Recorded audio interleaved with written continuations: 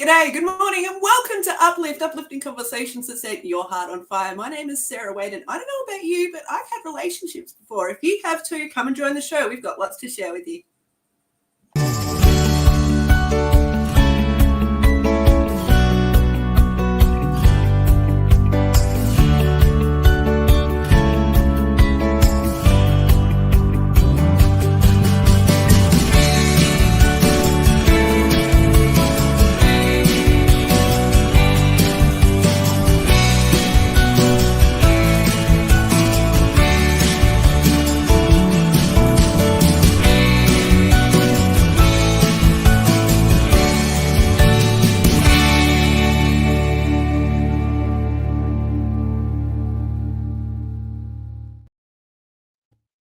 Good afternoon, good evening, good morning, wherever you are joining us, whether you're watching us live or in replay. No, we appreciate you. Welcome to Uplifting conversations that set your heart on fire.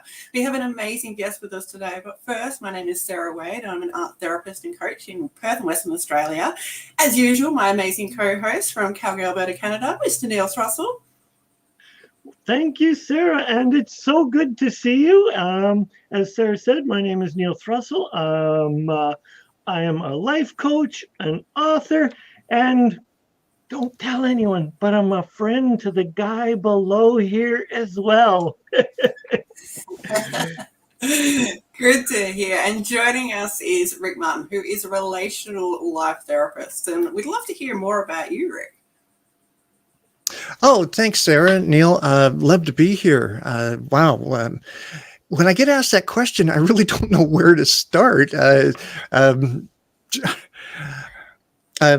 we were kind of kidding in the beginning there, the snow in the trees kind of gives it away. I've got a little bit of mileage, and especially when it comes to relationships. I am on my third relationship right now, and it has got to be the most exciting, thrilling experience of my life. The first two were utter roller coasters, ending devastatingly wrong on a lot of parts. And I come into the third relationship thinking, well, you know what? I've already kind of done two. And the third one should be a blast. And no. And then thankfully, a friend, sadly not Neil, but a friend, introduced me to relational life therapy and changed my life, changed my partner's life, and changed us forever. So yeah, I am now a full-time, 100% full-fledged marriage counselor here in Alberta. But I take people from all around the world. My clients are all across Canada and the US currently right now. So me in a nutshell. Oh yeah, the other thing that I like to drop on people is that I have 15 grandchildren and 4 great-grandchildren. So I have a little bit of experience in that process. So I remember 3. Who's the 4th one? The 4th one? Oh, Janice just had a son. Oh, sorry. No, Tatiana just had her first little boy. So Scott's youngest daughter. I'm counting, and I'm like, Rick and I have known, and we were discussing this backstage, but we're going to get closer to 30 years, and I'm saying closer to 20 years, and well, our calendars will figure it out. And even though this is my impression and my thought, even though I thought Rick said that his third relationship was, he's talking about life partners as opposed to his relationships as to the relationship he has with his children, with the relationship that he and I have. So is it primary life partners or partners relationships that you deal with, or is it relationships with people's kids or families, friends? Anybody that is in a relationship with anybody that needs support and help, I'm there. Marriage counseling just kind of got a label, but it's really far more relational. First and foremost, where did you or I, or Sarah, where did you learn how to be in relationship? That comes out in your relationships currently right now? Well, we learn that from our parents. We learn that from our social system that we grow up in from a very, very young age. And we don't really get the best tools a lot of the time. And so that's where I step in and start teaching new tools. And it doesn't matter whether it's So, go ahead. so when you step in, what are some of those tools that you find you're often giving to some of your clients? Great question. I have a huge toolbox full of tools that can be shared. First and foremost is number one, learn how to take a time out and do it gracefully. It's like a circuit breaker to an argument. When one or both are getting frustrated, one of you can call a timeout, but the timeout has rules. It's not just walking away or shutting down an argument. What do you mean? Yeah, It's just not rules. me picking Rick up and putting him in his corner? Sorry, Neil. No, that's caveman style, buddy. That's got to go. Okay, so that way is out. So now we're talking about a more respectful way to do this. So what are the rules to a respectful way for a timeout? Yeah, it's to come together as an agreement within the relationship. And it doesn't matter who the relationship is. Everybody can use the adult rules to the timeout. It got a name called the 10 Commandments to the timeout. So that kind of gives you a little bit of a hint. It's not scriptural, it's not biblical, but you should follow these like the 10 Commandments. It's like kind of like the golden rules. Number one is you make the agreement. You set a contract between each other that you will respect the relationship first. You can get angry, you can get mad, you can get upset, great. But if somebody calls a timeout, then you need to be able to put a pause on and then have a set time that you're going to check back with the partner to find out whether or not the partner who's gotten frustrated or upset is okay enough to come back and actually have a cup of tea or coffee or something, or just calm enough to have a discussion. Simply what'll happen, and that's really paraphrasing the 10 Commandments. I'm not going to go through all of them in the time that we limit here. But I'd like to add in that what happens in an argument first, right? So we start out, we're on a kind of a level playing field, and just about everybody experiences this at some level in just about all relationships. So we start out and somebody steps in, it doesn't matter which side, steps in and says something that might be a little bit off-colored or a little bit upsetting or to the other person. And so the other person will get triggered and say something in response. And then that triggering will happen because obviously this person didn't get heard or it wasn't appropriate in the first place. So they now need to retaliate. And then there's this continuous retaliation. We call that in the industry, the more. So an argument can start out as you didn't take the garbage out. And all of a sudden now we're arguing about finances and the kitchen sink not being repaired or something totally obscure that happened 2 years ago instead of being on topic. So this is where the timeout can come into play, and you can short circuit that for the betterment of the relationship.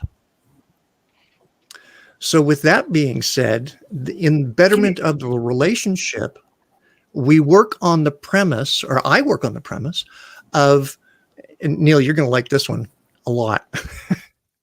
There is no longer I'm right or who's right.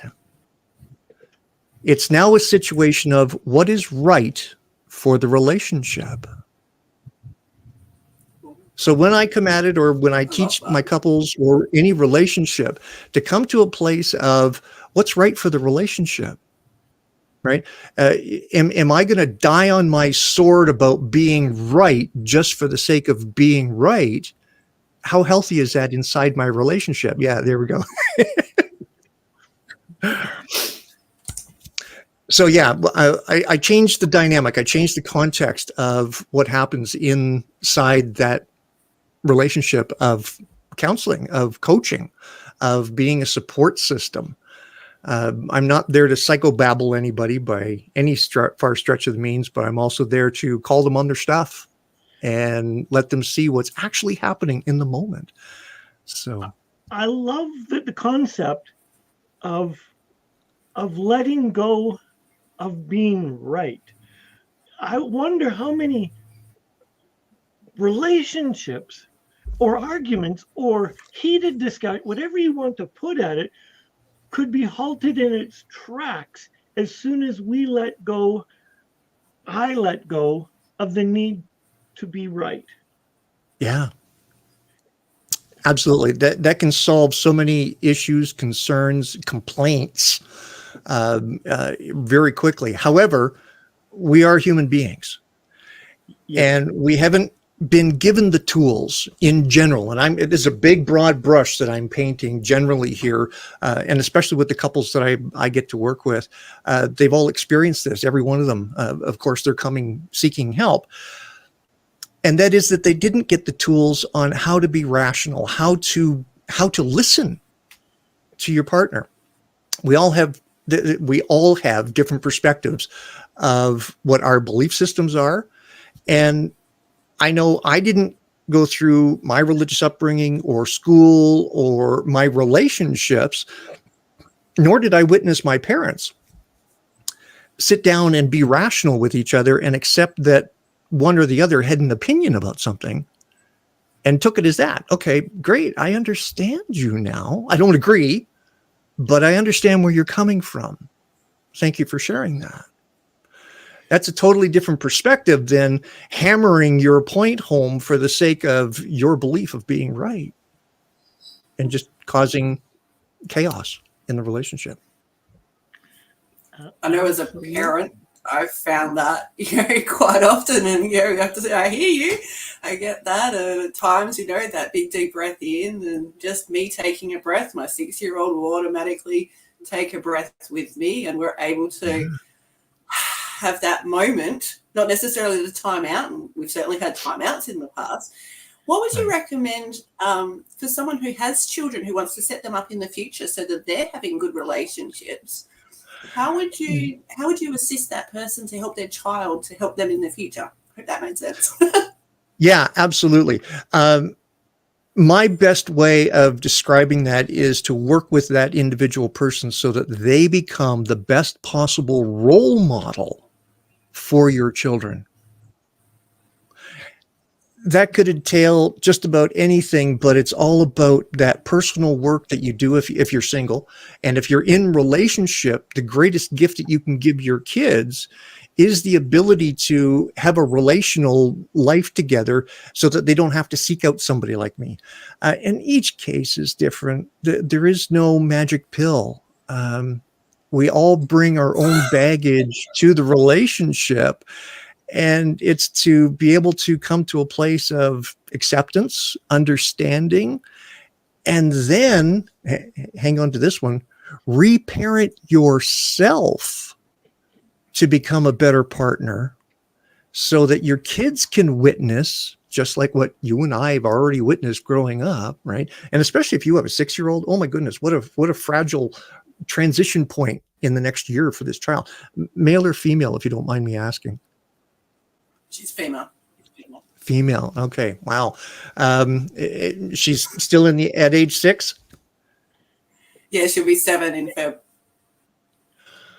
Okay. Strap in, Mom. Seriously, strap in. Because that beautiful brain that your little 6-year-old has been experiencing as being this big sponge, she's been in theta. And she's going to start switching from that almost hypnotic, playful, imaginative state where she's absorbed absolutely everything around her. Now she's going to start challenging and setting her, just like you and I and Neil and everybody else has done, around that age 6.5, 7.5, 8 age bracket, male or female, pending, that the brain shifts and goes into alpha. And now the brain's going to start playing the great protector. And so whatever she's learned, she's going to adapt to, and she's going to challenge absolutely everything. So that's what I mean. Strap in, you're in for some fun. So be the best possible role model for her moving forward is always the best answer. I love that. Oh, thank you for that, Tiff. And I trust that it serves other people too. I think, Uplift, we've got so many things that we can give to so many people. So thank you for the personal insight. And also I trust that it helps others. Oh. Absolutely. So aside from having children, when you move into adulthood and you're having your first relationship, I don't know about you, and maybe the viewers can tell you if you've ever had a bad relationship or a relationship that didn't go so well and you've ended for one reason or another. The lessons that we learn or don't learn, when people come to see you, Rick, are they repeating the same cycle, or have they learned something and then moved on? A lot of times the clients that come to me, and in relationship, I just want to set this premise right now. It doesn't have to be a heterosexual relationship. It can be any mixed gender relationship whatsoever, right? It really doesn't matter. People are people are people. And we're all here to be in relationship, and we never really learn how to be in relationship. So in answer to your question, we continuously make the mistakes that we learned growing up, and we don't know the difference. So I call it, we're in autopilot, and especially inside relationships. And that autopilot is that knee-jerk reaction of defense. And we don't most times recognize that that's exactly what we're doing. The couples that I see have typically already gone to psychologists, sociologists, social workers, who are not trained in relationship dynamics, but for the most part, they're trained on an individual premise. And so they get a little bit damaged, my judgment, my words. And then they find me and go, oh my God, why didn't we get this, in 2 hours with me? Then they would have already had spent lots of hours with somebody who didn't have that relational understanding. Sorry, I kind of went off on a little bit of a whoo there. It really, go ahead, Neil. It's fun. It's because I've been involved in Rick's life and seen some of the pieces that he brings into his relationship coaching, and as our dynamics of our couples that we're learning from our parents. But it's even worse now is that we've had parents that have split and divorced and split and divorced. So we're learning how to adapt and base our relationships on fractured relationships. And so it's like Rick sat me down one time and drew this beautiful family tree, family dynamics chart out of a previously married couple and kids and all of this. And when we're in relationship, we bring all of the baggage of all of our previous relationships, and now we have to start from there in every relationship.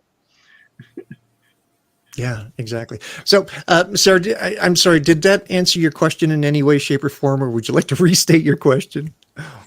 No, it did, and I appreciate that. I think that Okay.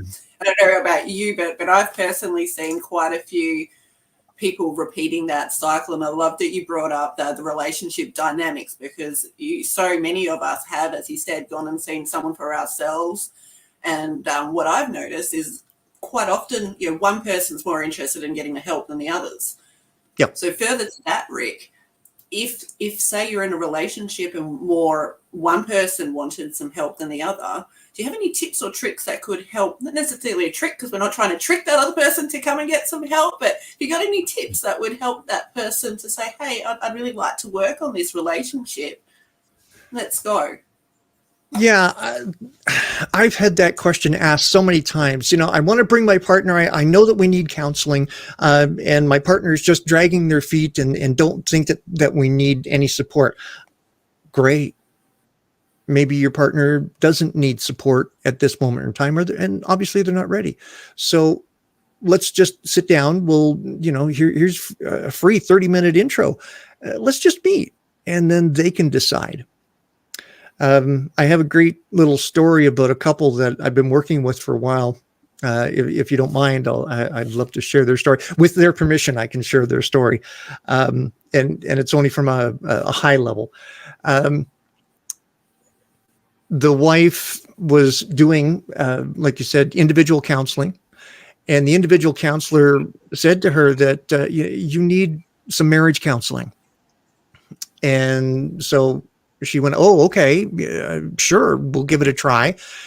And her fear is that her partner wasn't going to buy in, wasn't going to do anything. And so they're a little bit out in the boondocks and here in northern Alberta. And so the counselor found me and asked me if I was open to working with him. And I said, sure. And we did our first 30 minutes, and he sat there the whole time, didn't change. Like, I couldn't even tell whether or not he was breathing, right? He just sat there with this stone face on. Anyways, at the end of the session, at the end of our 30 minutes, he says, yeah, okay, you're a pretty straight shooter. Sure, we'll go forward and we'll see. So long story short, within 2 months, he went from this hardened farm boy who wouldn't talk to his partner about anything other than farm-related business, spend hours out in the barn or the field or whatever, would only come in for a meal and to sleep, basically. And her request was, in the beginning of our session, was that she wanted to be able to communicate better with her partner, because she was feeling very alone. Anyways, 2 months in, she can't get rid of him. That's how much work we did. He is getting out of the field. He's home at dinner time, at lunch. He's finding excuses to get out of doing the work and getting his sons to do the work for him so that he can go home and spend time with his partner. And they're just absolutely loving life. And they've been married for 40 years. Oh, so beautiful. All I did was just walk him through the fact of, hey, buddy, wake up. You got this gal sitting beside you that just wants to love you, and you've tuned her out. And there's a whole lot more backstory behind it. But once he got behind it, the work that he's done, I wish all my couples did his work. And that really comes down to answering what I perceive to be another question. I get this question all the time, as to, does marriage counseling work? Yeah. How did you know we were going to ask that? I get that question all the time. It's on my website too. You just go to my FAQs. It's one of the first questions. Does marriage counseling really work? Yeah, it does. Only if you're willing to do the work. Period. You mean that we can just go in and be like, I want it my way. I'm not going to listen if it's anything other than that. That doesn't work. Is that what you're trying to tell me? Yeah, exactly. I have fired couples because they're not willing to do the work. So I set a standard right up front. My sessions are 2 hours. I don't believe in the 50-minute hour, which is kind of standard for generalized counseling that's out there. My sessions are 2 hours in length, and a commitment of 4 2-hour sessions. At the end of the 4 sessions, so after 8 hours of work with me, it's either you're going to fire me, or we're going to move forward, or I'm going to fire you. It's as simple as that. There's way too many couples out there that need this work. I'm not going to be the guy that sits there, you sitting on my couch, just whining and complaining. You need to do the work. It's as simple as that. I love that you do the 2-hour session. I do 90-minute sessions personally, because I find that after an hour, you're sort of only starting to get into it before it's time to leave. And in my personal experience, if I've seen someone for the 50-minute hour, I'm a bit raw when I leave. So in your experience, that 2 hours sort of that gives them that chance to really open up and get what they need out of the session. Would that be fair to say? Absolutely. And then I get out of the session also the dynamic of having two-way conversations only, not three-way, but two-way conversations only. And then I'll circle the conversation. So I'll be checking back and forth between the partners, right? Is that right? Did you experience that? Or did you understand that? And so it really kind of opens the door to deeper conversation.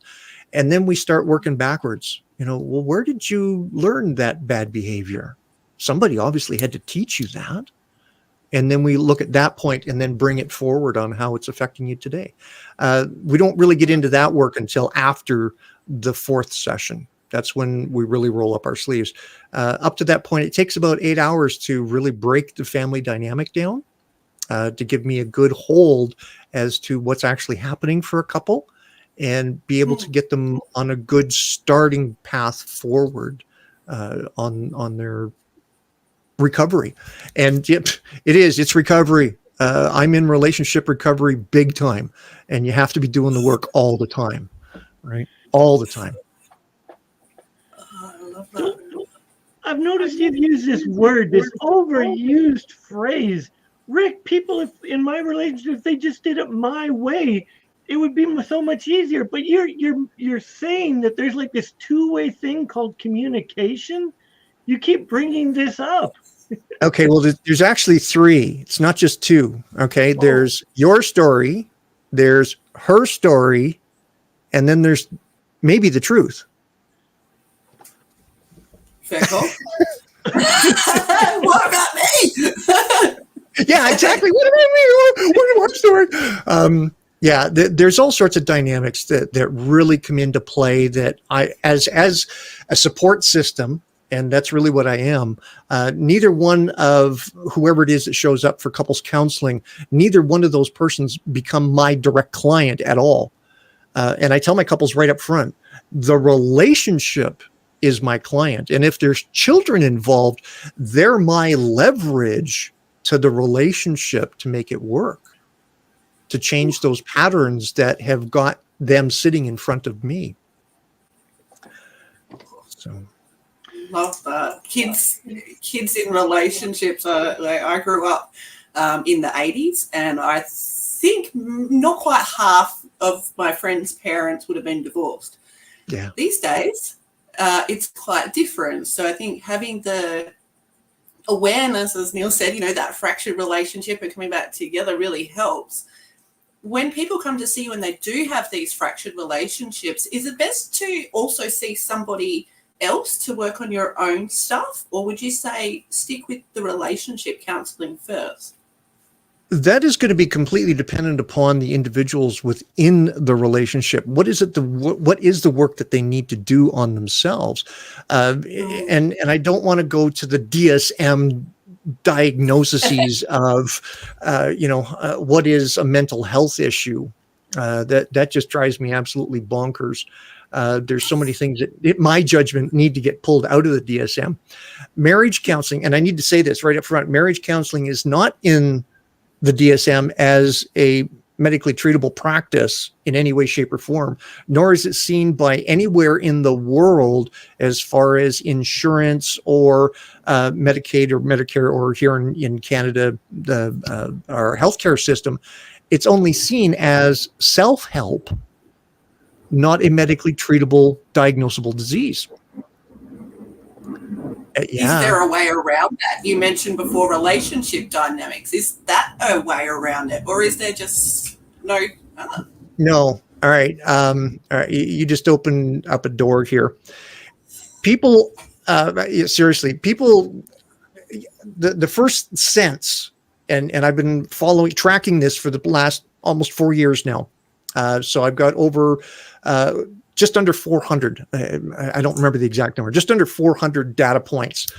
So couples that I've worked with on this that have sought out 82% of that. My data points have sought out an individual counseling system to work on their relationships. And I've got nothing but horror stories, like literally nothing but horror stories, that the counselor, because they're trained to work on the individual, not the relationship. And so they've gone to 2 or 3 different ones. Well, why did they even go to psychologists in the first place? Well, I need to go see quote unquote counselor, therapist, whatever. And I'm not going to go to the church, right? Because we're going to get religionized, because clergy and that sort of stuff, right? I'm serious. I'm taking this right out of my data points. I'm not making any of this stuff up. And it comes down to even Google, and you could do it right now in Australia. It doesn't matter where you are in the world. Go ahead and Google marriage counseling, and psychologists and sociologists and social workers come up to the top of the list because that's the definition in Google, right? Yeah. I've been struggling with Google to get me out of the definition, right? Even though that they gave me the designation of relationship and couples therapy, right? It's still underneath, because of the word therapy, it's still underneath psychology, right? And so that's how people land, or because there's such cost and they have work insurance, right? So they have an employee benefit package that says, yeah, you can have counseling services. So you have to follow their prescribed list of people, right? That's dangerous as all get out. I had one couple do that, and he contacted me almost immediately saying, he found me, luckily. Anyway, so we had a long conversation. Long story short is that his wife took the advice after 45 minutes. It wasn't even a 50-minute hour. It was 45 minutes through her company's benefit program. And the counselor turned around and says, you need at least a 6-week break away from him. And he never got to say a word. And she did. She took that light and she left. And so I've never been able to talk to her ever since. So yeah, that's the danger of the whole DSM and how our system is put together. So when you go back to the fractured families, the blended, which is I have children, you have children, right? And we bring them together. That's kind of step. But now you go blended. Now we have children, right? And there's lots of cases like that. There are huge dynamics that get totally missed when going to an individual counselor. And so, yeah, they will do, you need, you're in extreme depression and you need to work with me for, the next 6 months, twice a week type thing. And yeah, they're depressed. Absolutely. But if you're not solving problems at home, how working on your own personal depression going to change that? So this is where the dynamic of relationship comes in. I have suggested to couples to go seek individual counseling. I'm not adverse at all to doing individual counseling as long as it's going to be in support and in direction of what the relationship needs, with the understanding that the partner will share with the one that isn't in individual counseling with me, so that there's no secrets or nothing's hiding, right? Because it's all about building trust. So trust, especially in relationships. Where do we go wrong with trust then? What have you noticed, Rick? Oh goodness, there is another can of worms that we can really come into. 5-week program, 1 hour a day. Yeah.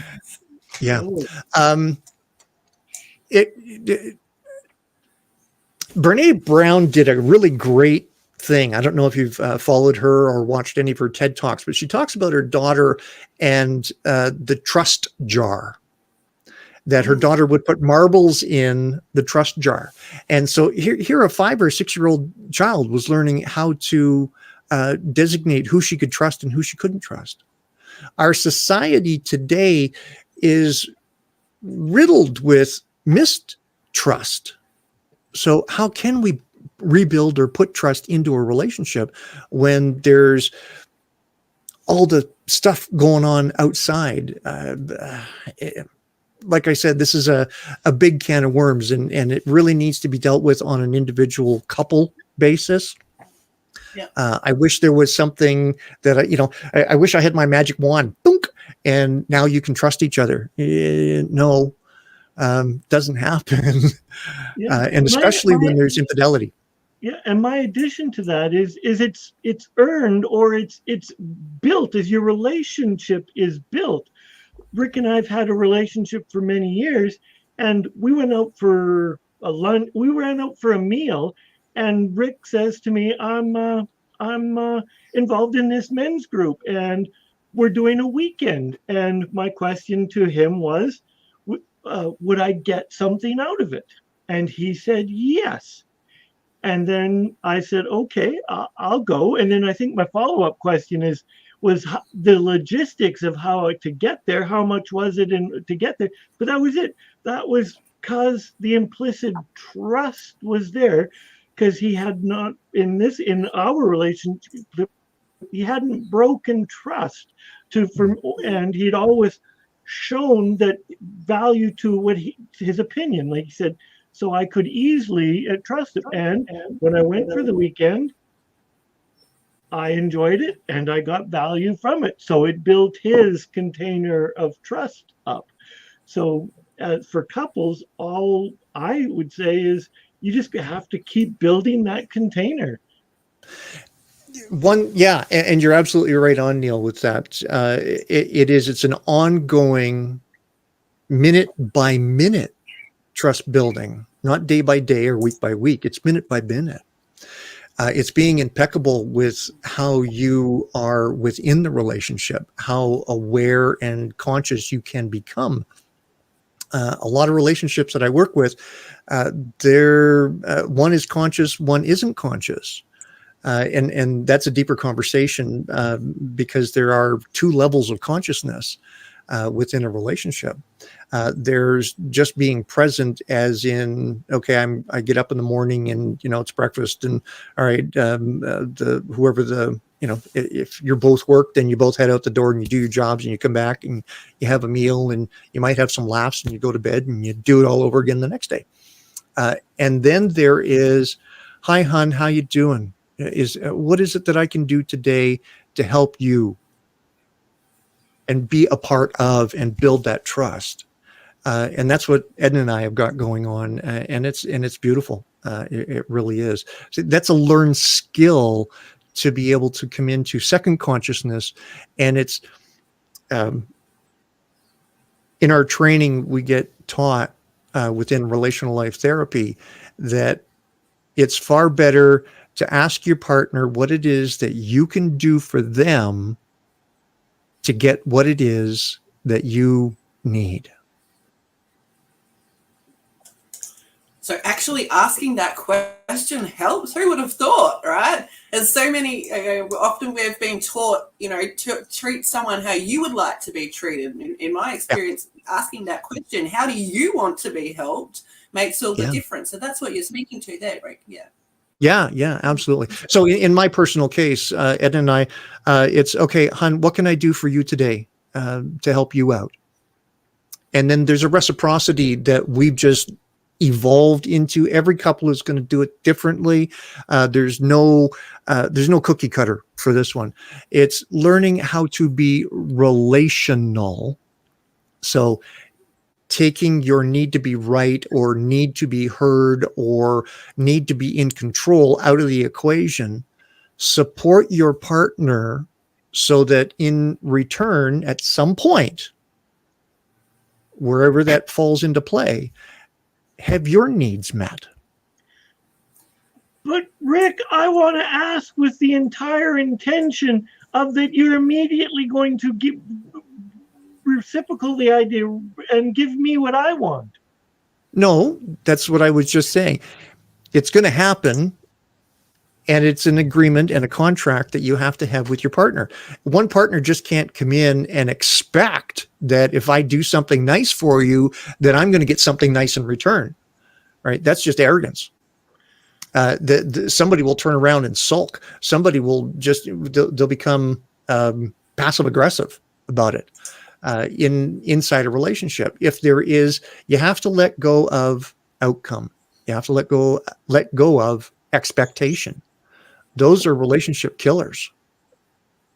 What if before you did that, you spoke about the mental load? Because I know that a lot of people struggle with that, the lack of awareness of what the other person is doing. So before you take the brakes off, is that a step that you would recommend, Rick? Oh, absolutely. Right in the very beginning, either before the end of my first session with them or deep into this, right at the beginning of the second session, is to get that communication started. is so that they start hearing each other. And even inside the session, going back and forth, I'll do my best to pay attention to the body language of both partners as we're talking. And I'll see one partner starting to squirm or get upset. Yeah, exactly. Or get closed off. And then it'll be, see, that's what I get. Right. Oh, okay. That language we need to just kind of put a pause in right for the moment. All you've just done is just reinforced them being closed off. So let's ask and find out, why are they being closed off? What is it that's coming out for them that's causing this? And then we work backwards with that person until we find out where the actual trigger is. There's a lot of work here. There really is. So is that where you've seen a lot of maybe passive aggressive things coming up? Like, you not maybe washing someone else's dishes or those little things. I'm not going to iron your shirts because we didn't arrange that I was going to do everything. Is that Sure. that the sort of line that you're going down, or have I misinterpreted what you're saying? No, there is a time and a place for that. If one partner is really not being nice in the relationship, then absolutely. Why is the person bending over backwards for them? So stop doing the little things that you would have normally done. You need some sort of leverage over your partner to get them to come to a place of awareness, not beat them up, not tear them down, but get them to come to a place of awareness that this behavior is unacceptable. And especially if the communication is not good. A lot of times, and I don't mean to be challenging on this in any way, shape, or form. I grew up in the early part of the 60s. And so right at the first wave of the feminist movement, second wave of the feminist movement, and grew up in a very religious, patriarchal driven environment right up until I was 16. That really kind of set me on a path of not really being a good partner. And it certainly showed up throughout my life, right? Until I started to learn this stuff. So there's two different things that are going on here. Number one, there is how women feel and think today inside relationships, and how men feel and think inside relationships today. And do we have time? We got 15 minutes. Okay, Sarah, I got a question for you. If you don't mind playing, it's not a trick question at all. This is a question that's been asked to tens of thousands of women around the world. Okay, I do have a list of 87 bullet points that women have shared the answer to this question. So you're going to be in great company. Like I said, tens of thousands of women around the world have answered this question. And here's the question. Sarah, explain to Neil and I, what is your ideal mate? What's the ideal man for Sarah? And just in characteristic bullet points. What a question. You could have given me a heads up on that in the green room. Okay. Right? I think we got hold music. Thank you, Neil. Appreciate that. I think my ideal partner would be someone who is aware of the dynamics of our relationship, that they're supportive or know when to back up, someone who will just take the reins, who can see that maybe I'm frazzled and maybe they can cook dinner, or someone that knows that they can support me or I can support them. I think, it's got to be a two-way street. And one of my biggest values is deep relationships. So if I can't have a deep conversation with someone, then you're not going to be my partner. Okay, great. So a communicator, a deep conversation, somebody that's going to support and have your back, somebody that's going to be there for you, kind of like a best friend. And I'm kind of paraphrasing where you've gone with this. And Sarah, you're in great company. 98% of the women answering this question, your 5 that we just talked about there are in that 87 list of quality bullet points. Would you be shocked to know that what you just described is the perfect woman. No.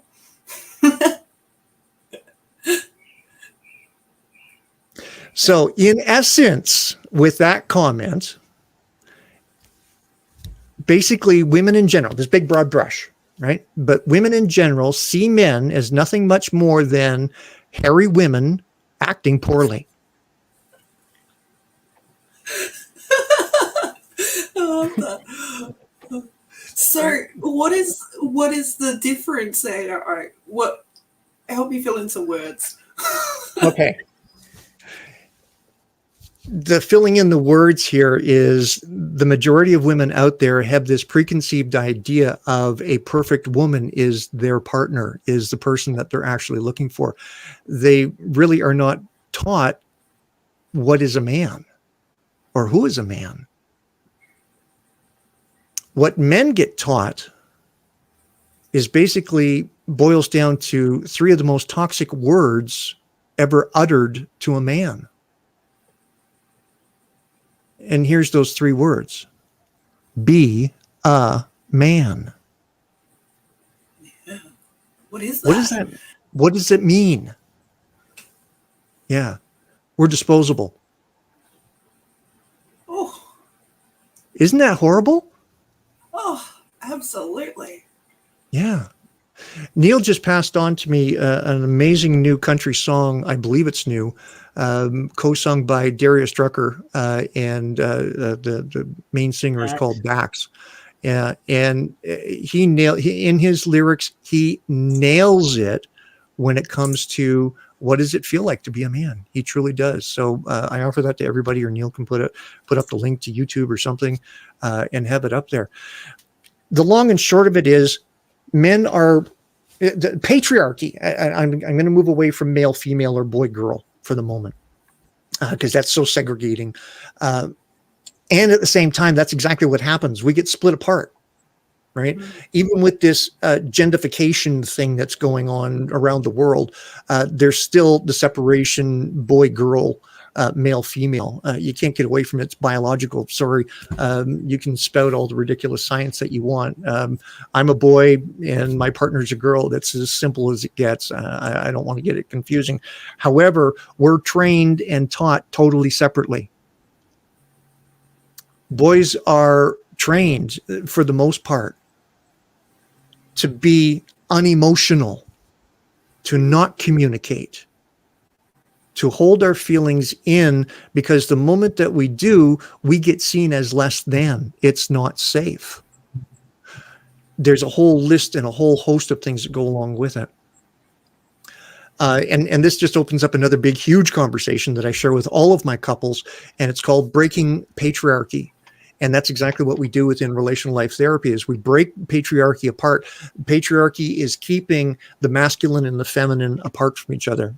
So think of it this way, as magnets, right? So the masculine energy is the South Pole, the feminine energy is the North Pole. And right now, because we all live in this patriarchal world, our women, our beautiful women of the world today, have to become more masculine to survive and to live in this world. So you have a masculine being the South Pole and the feminine turning to become a South Pole. And when you come together, it now repels instead of attracts, like magnets. That is a big, that is a big part of the training and the understanding of how men and women are different. We need that masculine, feminine perspective. And I have great tools. I don't have time to share that with our audiences today, but there are great tools on how men can support their partners in lowering the testosterone that is coursing through the feminine body, which is the most unhealthiest thing that can happen, right? Testosterone should be the lowest hormonal in the feminine balance. absolute lowest, except it's running the highest, which creates high adrenaline, high cortisol, known to create migraines and all sorts of other nasty things in the beautiful body that women have. And again, that just opens up for a whole deeper conversation again. So, and yeah, I'll testify. Rick's got a huge 30 years of personal growth tools available to him.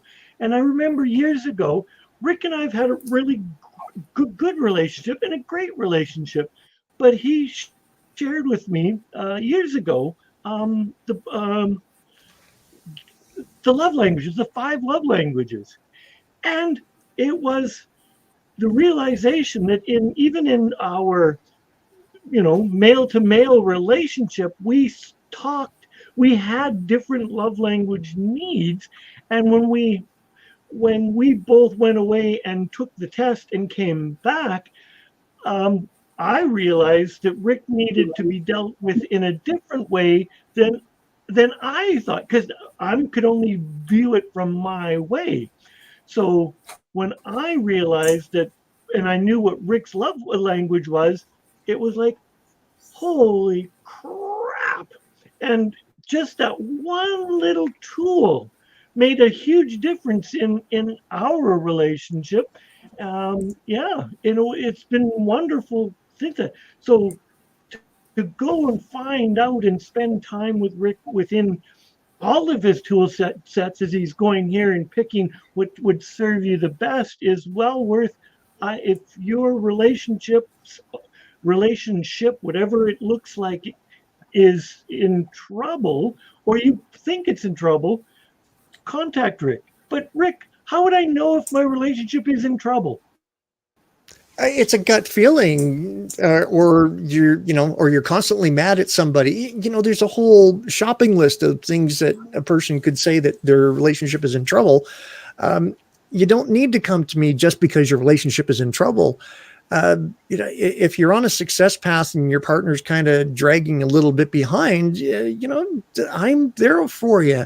Everybody can use learning how to be in relationship with each other. And if things are going sideways, I also have the offering, which is called conscious uncoupling. And it's basically kind of doing the same work that I would do with couples, but it's about coming to a place that a couple can part consciously and learn the tools that they can grow with and take into their next relationship so that they don't have to seek somebody like me out. So So would that be available via your website that's going across the screen now? Is that how people can contact you for conscious uncoupling? Yeah. Oh, absolutely. If that is the case, if you're at that place where I don't want to be married to this person anymore, I can't do this anymore, then let's talk about conscious uncoupling. I also have Relationship 911. That's an intensive weekend. So we work 16 hours, 2 days, 8 hours a day, where I work intensely with one couple solid. If they're in that place of, is this going to be make or break for the relationship? Also, I deal with infidelity. And so I deal with infidelity a little bit differently than the majority of them out there. We don't ask the question, why? We ask this question: why was the no not big enough?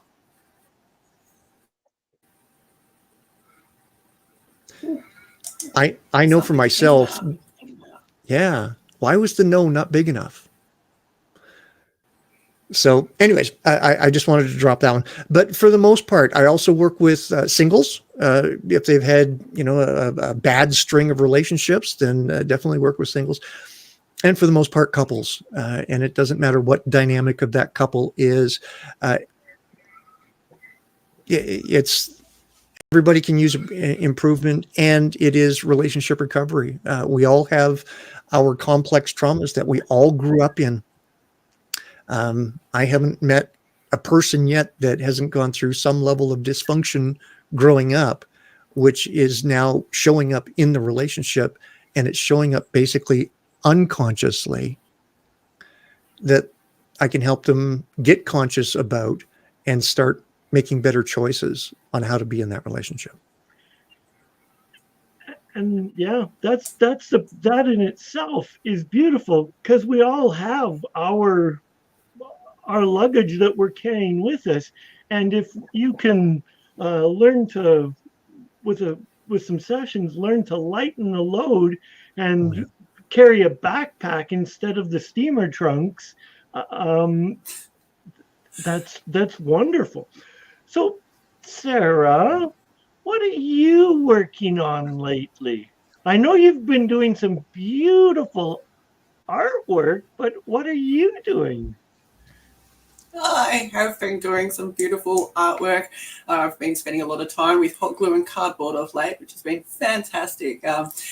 I love, as an art therapist, I love the dynamics of working with mixed media. So if anyone would like to reach out to me to do an art therapy session, I'd be more than happy to work with you one-on-one. I'm not doing groups at the moment, just not in that vibe at the moment. However, be more than happy to send you through a excuse me, I'm going to sneeze. Oh, I'm going to say it. A colouring in book that I've been working on is a shadow healing stuff. So if you'd like to get in touch, you'd be more than welcome to do that.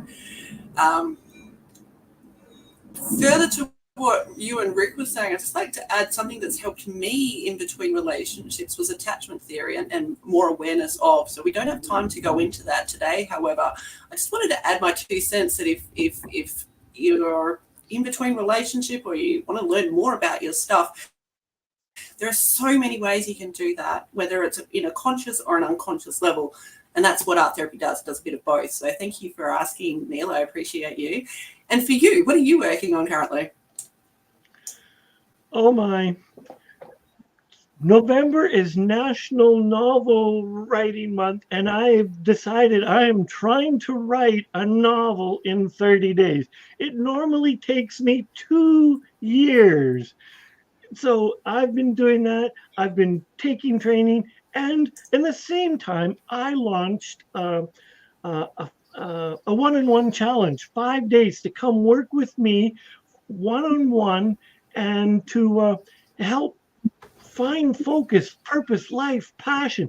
What's keeping you stuck? And I'm gifting 2 people. If you're listening right now, I'm gifting 2 people the opportunity to work with me for free, and I don't normally gift anything for free.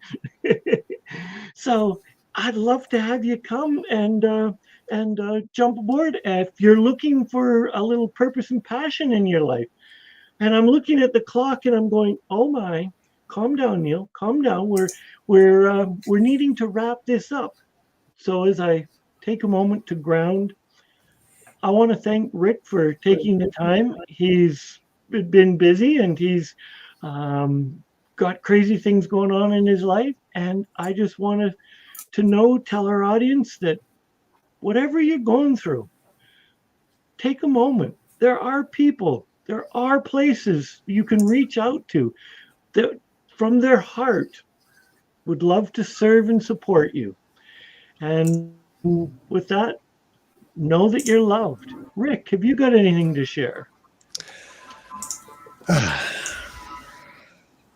Yeah, just to wrap up here, a healthy, happy, passionate relationship we all deserve, and it is possible as long as you're willing to get out of your own way. With that, thank you so much for being here, and it's been an absolute blast. Loved every moment of it. Well, we certainly thank you, Rick, for your time and energy joining us. With Neil and I are playing producer at the same time.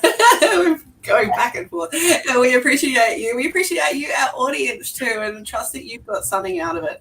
If you'd like to reach out to Rick, Neil, or myself, I know you know how to do that. And if you've got any questions or if you'd like to see something on Uplift in the future, please get in touch. From us to you, we appreciate you, and we will see you in a fortnight. Go out there and create uplifting conversations.